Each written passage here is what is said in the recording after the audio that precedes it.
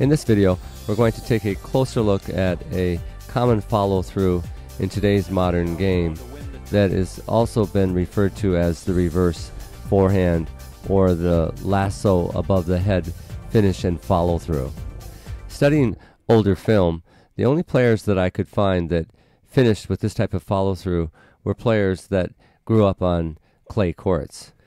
This is due to the fact that, generally speaking, clay court specialists have bigger, loopier backswings and use more extreme grips.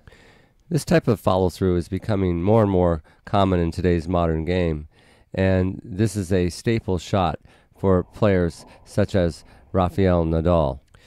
This swing really defies biomechanical principles, or is it just so misunderstood and under-researched that the experts have failed to explain its benefits?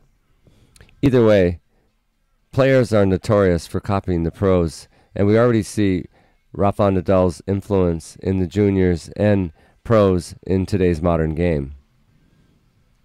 To refer to this as a reverse forehand is a bit of a misnomer. There's nothing going in reverse here, as this is just the natural circular follow-through of this type of finish.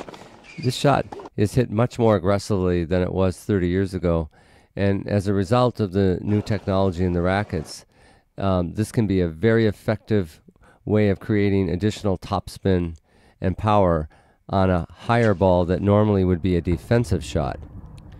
This shot is forever evolving and has really been only thought of being used in defensive situations such as topspin lobs or a running forehand or when making late contact. But again, as the better athletes are being pressed in these so-called defensive positions, they are turning them into a more offensive approach. Now, in order to try this shot, you will have to follow these simple rules. First, do not hold your wrist stiffly. Your wrist must act as an axle, and therefore you should not try this with a Eastern or continental grip. So before you try this on the court, first grab your racket and swing it around the top of the head as if you were lassoing like a cowboy. So if the ball is bouncing too deep or fast or too high over the head, you may want to experiment with this type of follow-through.